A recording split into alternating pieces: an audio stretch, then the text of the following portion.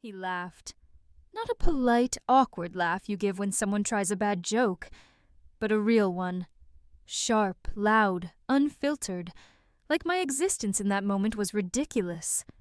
I had just stepped into my sister's brownstone for Sunday brunch, the same one we did every other month like clockwork.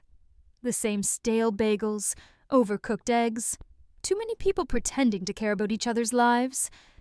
I wore an orange paisley shirt I'd scored from a tucked-away thrift shop in the East Village, one of those bold, unapologetic pieces that made me feel seen in a way nothing new ever did. High 70s collar, big gold buttons, structured shoulders. The kind of shirt that didn't just whisper vintage. It screamed it. Dylan, my 17-year-old nephew with hair slicked back like a finance bro and sneakers more expensive than my rent in the early 2000s, looked me up and down, smirked and muttered, "Nice clown costume." The words weren't even clever, but the silence after. That hit harder. Everyone heard. My sister Julie, ever the peacemaker, gave a tight smile and pretended not to notice. My brother-in-law cleared his throat.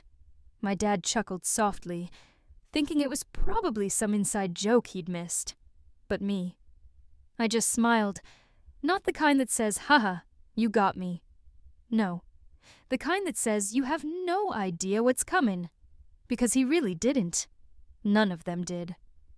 I'm Charlotte, 42, single, unapologetically so. I live in a rent-controlled apartment in Brooklyn filled with mismatched chairs, stacks of worn fashion books, and a closet that could double as a museum of misfit beauty.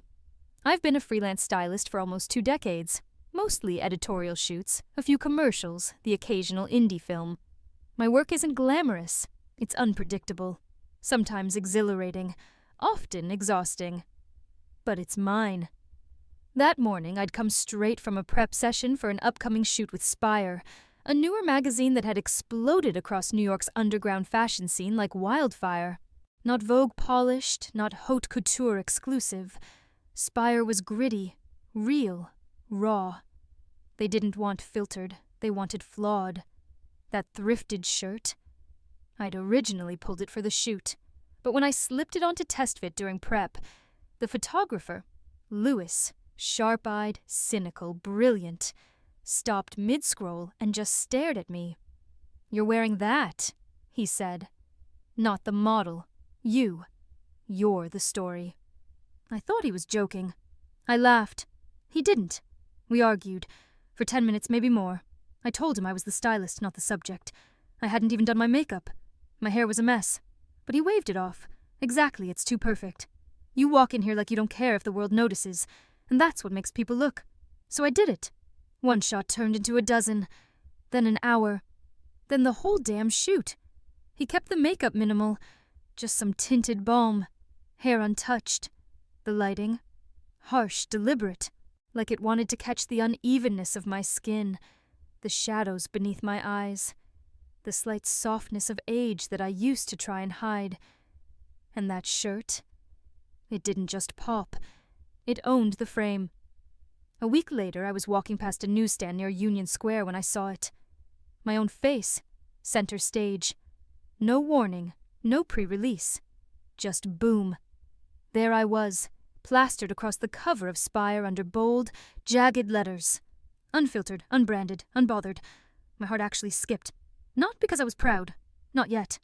I was stunned, exposed. The photo wasn't flattering by traditional standards. It was real. My pores showed. My eyes weren't widened for the camera. But the look, the expression Louis had captured, was electric, fierce, daring, maybe even a little pissed off. And it was mine. By noon, the cover was trending. Not globally, but in my world. The indie stylists, the second-hand lovers, the downtown artists who worshipped authenticity. It blew up. Blogs reposted it with captions like, "Finally, someone real." Fashion Twitter lost its collective mind. And the comments? People didn't ask what I was wearing. They wanted to know where I found the nerve to wear it like that. Like it wasn't a costume, but armor. I didn't post it to my family group chat. That would have felt petty.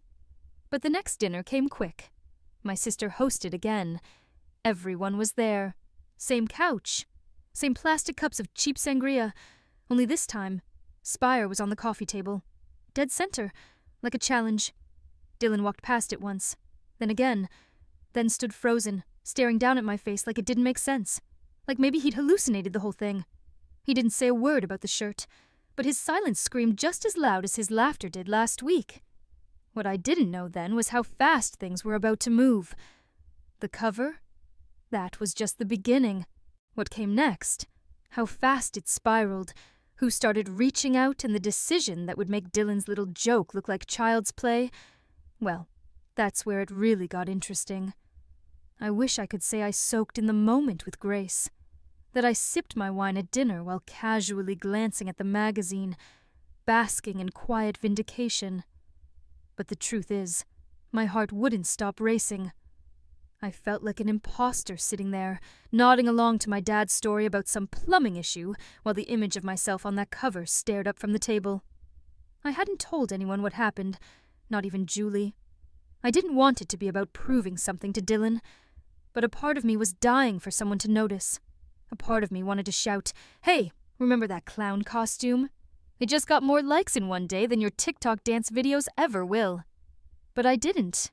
I didn't have to. By dessert, Julie finally picked it up. She turned the magazine slowly, her fingers tracing the edge of the cover.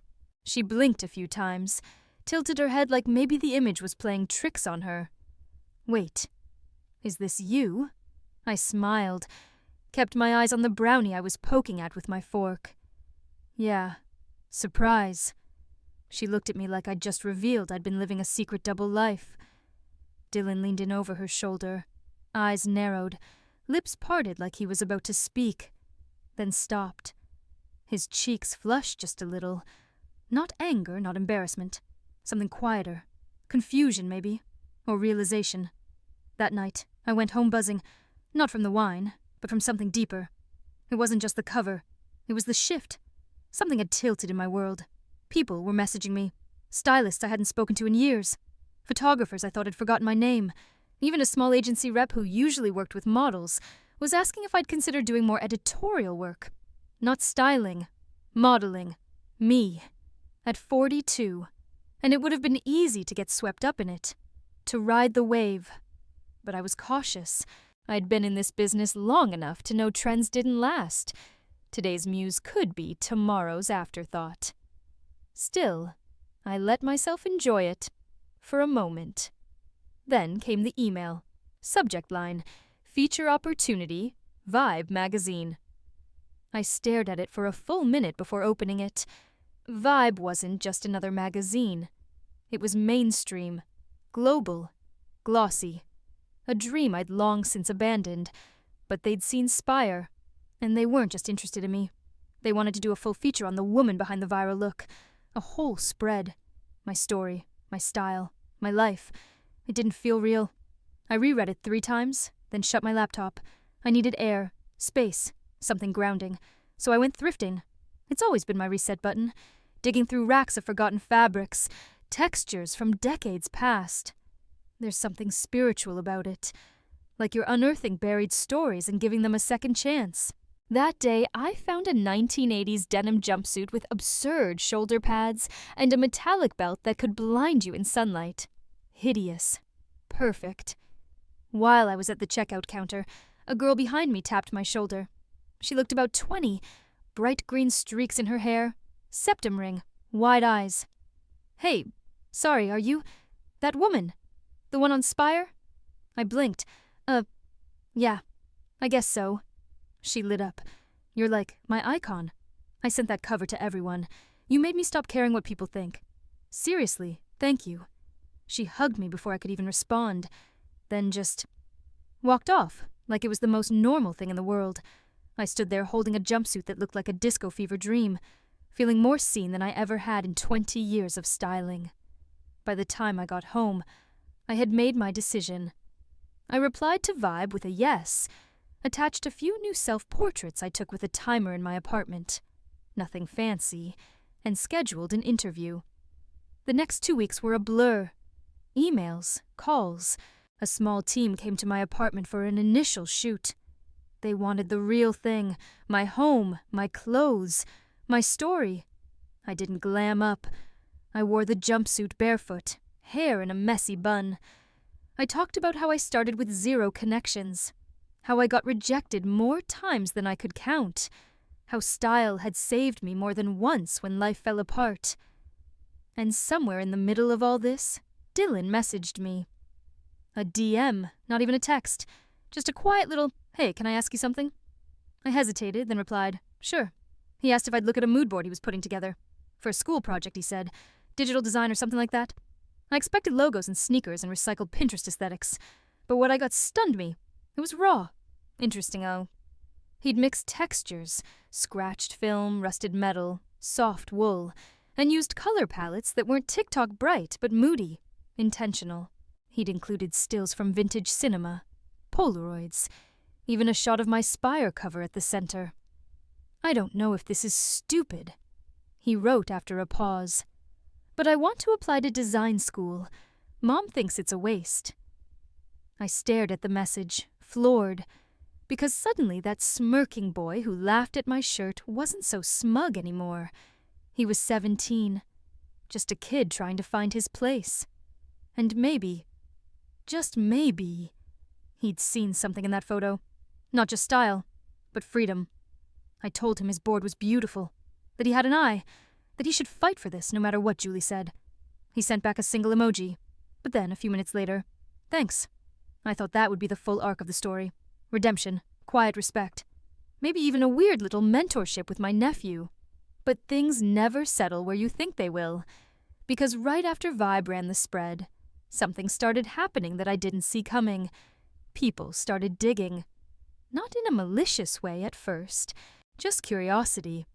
But it snowballed. Comments under the article started asking about my background, where I studied, who I'd worked with, whether I was really as off the grid as the article implied. Someone found an old blog I used to write in my 30s, a post where I ranted about the fashion industry being fake, elitist, and overrated. Another person posted screenshots from a now-defunct message board, where I criticized models for playing dress-up and calling it work. Contextless, outdated. But now they had a platform. The internet turned, not viciously, just skeptically. Quiet little whispers of, is she authentic or just another gimmick? Real or performative? She says she doesn't care about trends. But now she's doing Vibe, and worse. People from my past began popping up, including one stylist I used to assist in my 20s, who posted a passive-aggressive tweet that went viral. Funny how some people get famous for being real when they spent years trying to be everyone but themselves. I hadn't spoken to her in a decade, but that one sentence dug into my ribs like a knife. That's when the fear crept in. Maybe Dylan wasn't the only one who'd misjudged me. Maybe this whole rise was built on something shaky, and if it all crumbled, who would I be underneath the noise? I didn't sleep that night. I lay there in the dark, the glow of my phone screen washing over me as I read thread after thread, comment after comment, most of them not even mean, just dissecting me, picking apart my outfits, my past, my quotes from the Vibe feature like I was some artifact people couldn't agree on. One person praised my authenticity. Another said I was an attention seeker who just wanted her late-life influencer arc. Someone else found an old modeling comp card of me from 2007 and posted it with the caption, "So much for unfiltered." It shouldn't have gotten to me. I was old enough to know how fickle people could be online. But it did. Because I'd finally stepped into the light, finally owned something, and now I felt like I was being shoved back into a corner, like I wasn't allowed to evolve or contradict who I used to be. The same freedom that made me magnetic in that orange shirt was now being called calculated. I was either too raw, or not raw enough, too stylish or too performative, too vintage, too curated, too polished, too messy. I couldn't win. The next morning, I canceled 2 calls with prospective collaborators. I said I was sick, but I wasn't.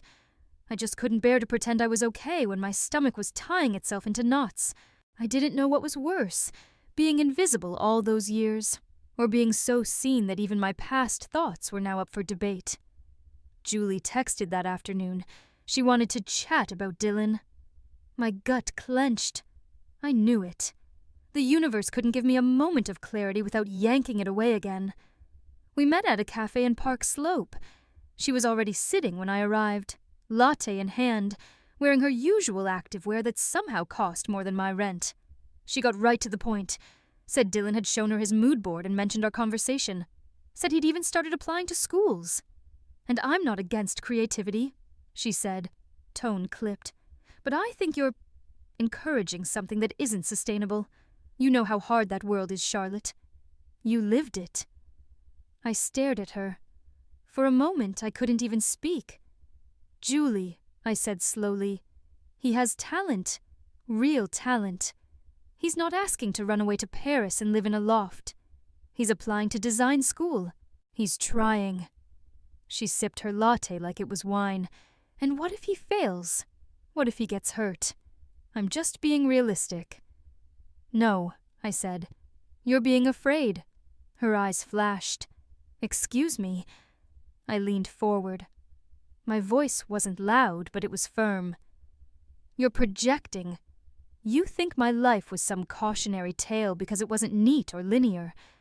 But that mess gave me a voice. It gave me me. And if you stifle that in him because you're scared he might struggle, you'll teach him that expression is dangerous, that it's better to play safe and stay silent. And I won't be part of that. The silence between us stretched long and bitter. Then she stood up, muttered something about being late for a Pilates class, and walked off.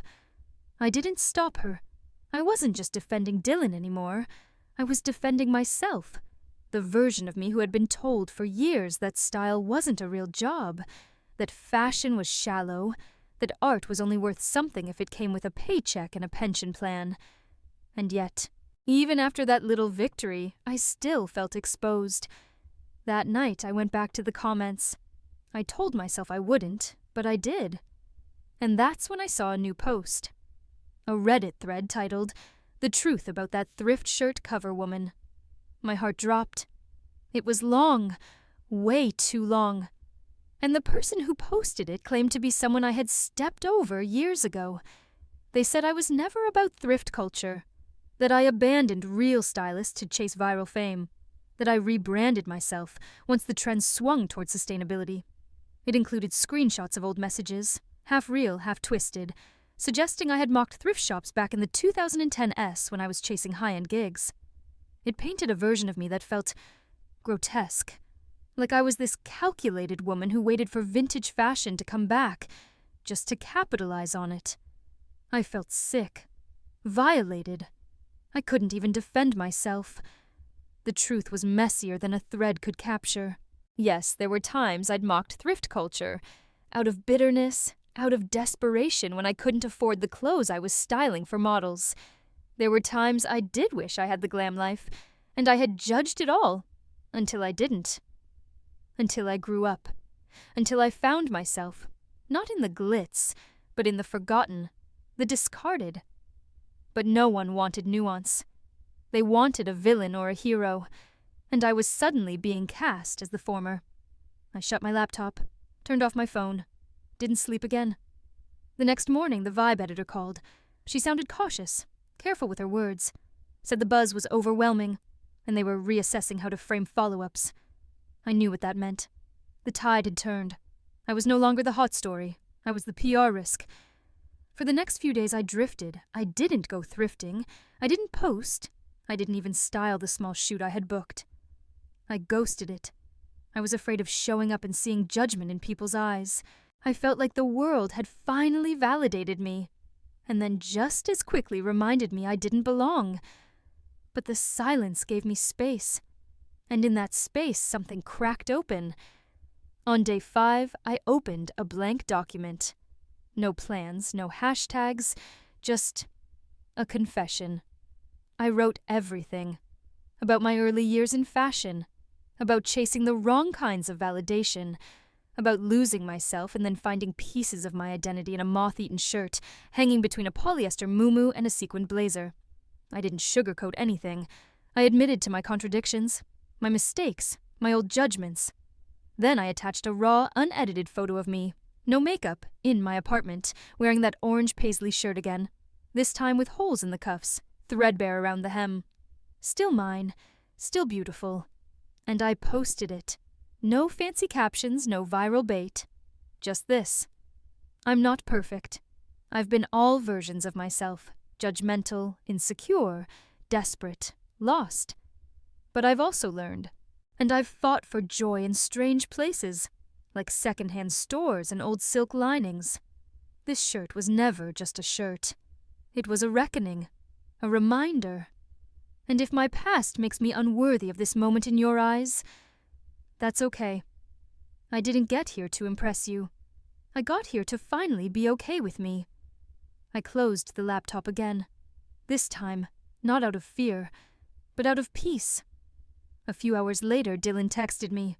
Just a screenshot of his application to the Rhode Island School of Design.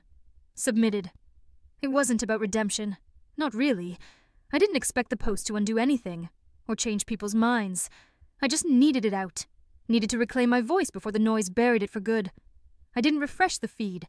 I didn't check for likes or comments. I let the words live in the world without babysitting them. That felt like growth. 2 days passed. I cleaned my apartment like a woman possessed. Scrubbing grout, reorganizing my bookshelves, color-coding my closet until even my socks had themes. It was like I had to purge something from the physical space around me too, not just the digital debris. I was halfway through alphabetizing my vinyl collection when my phone buzzed. The name made me freeze. Sasha Vibe magazine. For a few seconds, I stared at the screen like it was a live grenade. Then I answered. Her voice was softer this time. No cautious PR lilt. Just real. Human. She said she'd read my post. That it hit different. That the vulnerability was rare. Then, after a pause, she said the most unexpected thing. Charlotte, we want to do a follow-up, not a retraction. A conversation. You raw. Talking about the industry, identity, evolution. A long-form piece. Think. The cut, but personal. I blinked. Wait. After all that? She exhaled. Because of all that? I didn't respond right away. I just felt this strange warmth bloom in my chest. Not pride, not validation. Something deeper. Like someone had finally seen past the gloss and decided that was the story. She said we'd work with a new writer, one I'd choose, and that I'd have control over the narrative. They wanted truth, not spin. I said yes, not for revenge, not for a second round of fame, but because I wasn't hiding anymore. The piece came out 2 weeks later. Not a flashy headline this time, just my name and a subtitle. In her own words. It wasn't viral. It didn't spark debate. But the comments, the emails, the quiet messages from young stylists, middle-aged women rediscovering themselves, even a few former colleagues who'd once ghosted me in the industry. Those meant more than any magazine cover. One woman wrote, I stopped thrifting because I thought it made me look poor. You reminded me it makes me look me. Another said, You helped me forgive an older version of myself I used to hate. I cried more that week than I had in years. Not from sadness, from release. Then came the twist I didn't see coming. It was a Sunday morning. I was sipping terrible diner coffee and sketching out mood boards for a small shoot with an indie designer, when my phone buzzed again. A number I didn't recognize. I let it go to voicemail, but the transcript stopped me cold. Hi, this is Tara Lynn from Collective Threads. We saw your feature and wanted to talk about a possible collaboration. Not as a stylist, as a subject. We're launching a campaign about fashion legacy. Women who embody generational change. We want you to be one of them. I nearly dropped the phone. Collective Threads was no joke. They were the holy grail for sustainable fashion, massive reach, global impact. And they wanted me, not for what I styled, for who I was. I called back that afternoon. The creative director, Tara, was all energy and sincerity. She'd read my post twice, said it reminded her of her mother, who'd sewn all her clothes from scraps, said the industry needed less perfection and more evolution, and I was living proof that reinvention doesn't erase the past, it gives it texture. The campaign would feature 5 women from different generations, No filters, no borrowed clothes. Each person would style themselves, photograph themselves, and write their own captions. It was as anti-hype as you could get. And they were paying. Well, I said yes before she even finished the pitch. And just like that, the very thing that had nearly destroyed me, the backlash, the Reddit thread, the fall from grace, became the reason this door opened. If I had stayed silent or tried to smooth over my flaws, I never would have fit the spirit of their project. Funny how truth works. It doesn't save you from the fire. It just helps you walk through it without burning away who you are. The shoot for Collective Threads happened in my apartment. No crew, just a camera, natural light, and me. I wore that orange paisley shirt again, paired with wide-legged trousers I'd found at a church thrift store in Harlem. I didn't do my hair. I didn't even clean the clutter behind me. I just existed. Fully. The campaign launched a month later. And then something strange happened.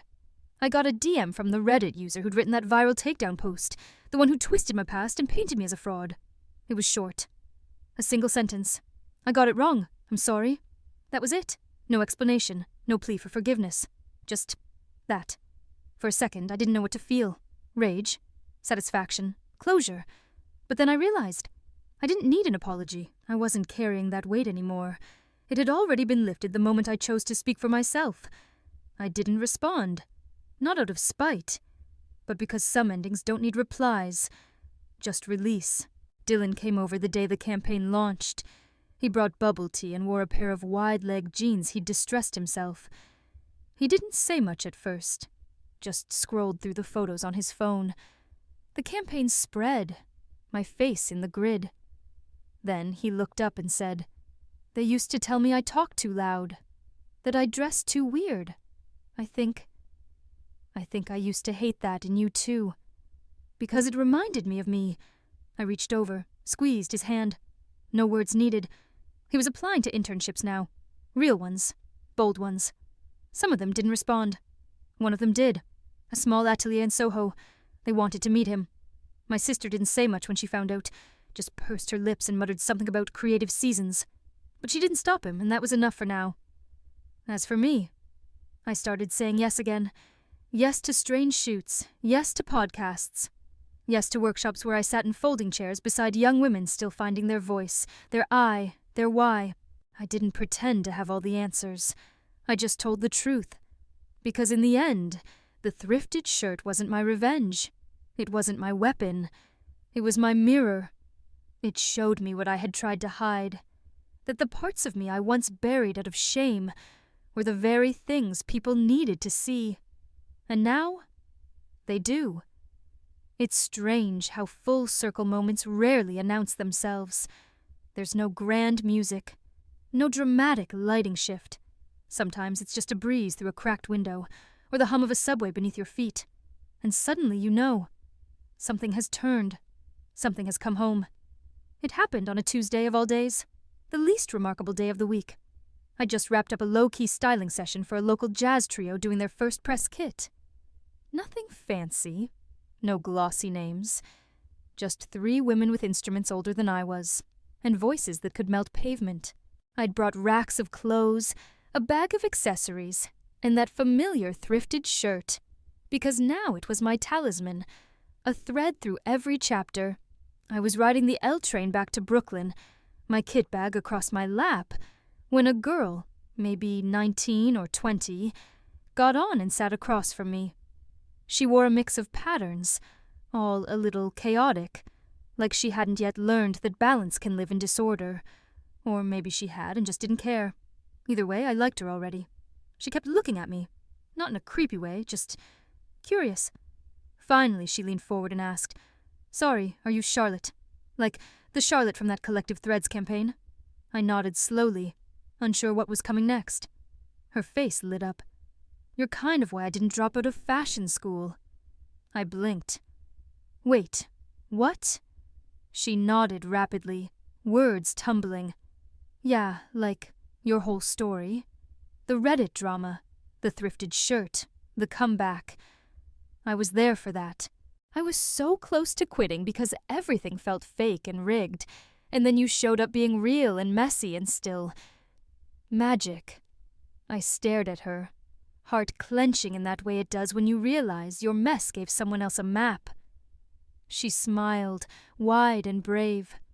You made me believe that even if I never go viral, I can still matter. The train jolted to a stop. Her stop. She stood, gave me a little salute, and hopped off, melting into the crowd. I sat there for a long time, the weight of her words pressing gently against my chest. Not heavy, not painful, just present. It was never about the shirt. It was about who I was in it, who I refused to stop being, even when the world laughed, doubted, dragged. And in that moment I realized, legacy isn't built in magazine spreads or social media hits. It's built in permission, in showing up raw and unfiltered, so someone else can believe they're allowed to do the same. That weekend, I pulled the orange paisley shirt from my closet for what I thought might be the last time. Not because I was retiring it, but because it deserved to live outside the confines of my own body. I carefully steamed it, stitched a tiny tear near the sleeve, and packed it into a box. Inside, I included a letter, not typed, handwritten. I wrote, this shirt was never just fabric. It was voice, defiance, memory, and reclamation. If it found its way to you, it's because you needed the reminder. You are already enough. You don't need permission to be seen. Wear it when the world gets loud. Pass it on when someone else forgets they matter. Charlotte had dropped the box off at my favorite vintage shop in Williamsburg, told the owner not to price it, just to hold it until the right person came in. She smiled, understanding more than words could say. A week later, she texted me a photo. A new customer had walked in, young, unsure, looking for something that made her feel real again. The owner handed her the box. She opened it, read the note, and cried. I stared at that picture for a long time. The girl wore the shirt differently. Belted, sleeves cuffed, hair pinned up. But the fire in her eyes, that was the same. And in that moment, I knew this wasn't the end of my story. It was just the part where I stopped narrating and started echoing, through others, through fabric, through small acts of courage passed like heirlooms. Because sometimes the loudest statement isn't what you say out loud, it's what you leave behind.